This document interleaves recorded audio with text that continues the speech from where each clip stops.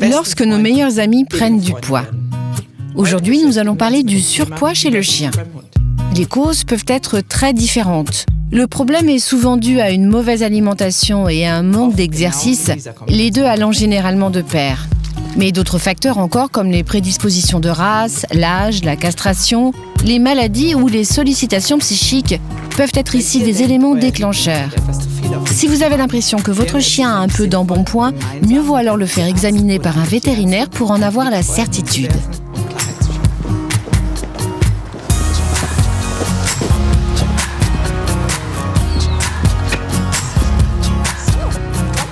Allez, viens, Ami, entre. Vous êtes venu me voir parce qu'Ami aime beaucoup manger. Jetons un œil sur sa ligne et je vois déjà qu'Ami aime bien manger. Je vais vous donner quelques conseils qui vous permettront de voir aussi chez vous si votre chien est en surpoids. Le plus simple est de poser les mains de part et d'autre de la cage thoracique.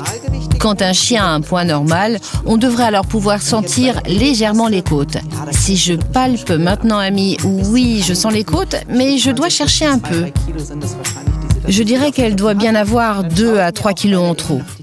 Je vais maintenant regarder la taille d'Ami. Bon, elle n'a pas vraiment de taille, elle n'est pas vraiment marquée. Ici, un tout petit peu. On voit ici aussi qu'elle a un peu d'embonpoint. Mais ne vous faites pas de soucis, nous pouvons y remédier ensemble. Il faut que nous changions son alimentation.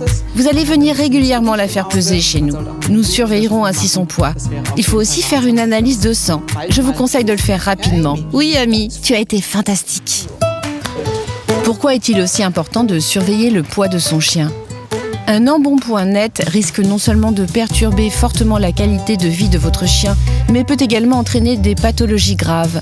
Le surpoids peut avoir des effets secondaires contraignants comme les problèmes articulaires, le diabète, les maladies cardiovasculaires ainsi que des voies respiratoires, un risque plus élevé en cas d'opération, une mobilité réduite ainsi qu'une diminution générale de l'espérance de vie pouvant aller jusqu'à 2 ans. Que pouvez-vous donc faire pour éviter à votre chien ce genre de conséquences ? Le plus important pour vous est naturellement de procéder à un changement d'alimentation. Il faut d'une part réduire l'énergie et d'autre part, vous devez veiller à couvrir l'ensemble des besoins nutritifs. Il existe pour cela différents aliments pauvres en calories, par exemple Royal Canin, Concept for Life ou Rocco.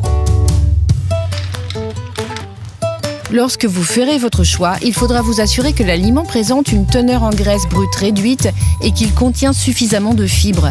Ces dernières ont un effet rassasiant, réduisent les calories et sont bénéfiques à la digestion. Il faut aussi que votre chien boive suffisamment. Les friandises et récompenses sont naturellement permises pendant le régime, mais il faut les déduire de la portion totale d'aliments. Je vous conseille donc de peser la ration quotidienne de votre chien. Vous devriez ainsi maîtriser facilement son alimentation.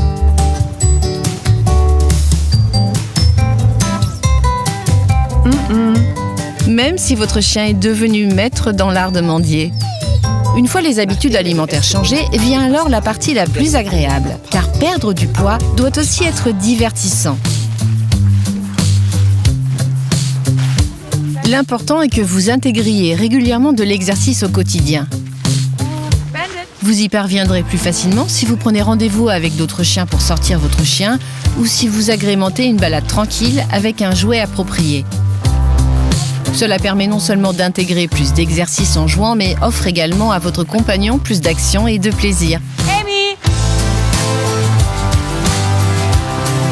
En fonction du chien et du degré d'embonpoint, vous pouvez également vous renseigner sur le sport canin près de chez vous. De nombreuses écoles pour chiens proposent de l'agility, des terrains de jeu et d'autres choses.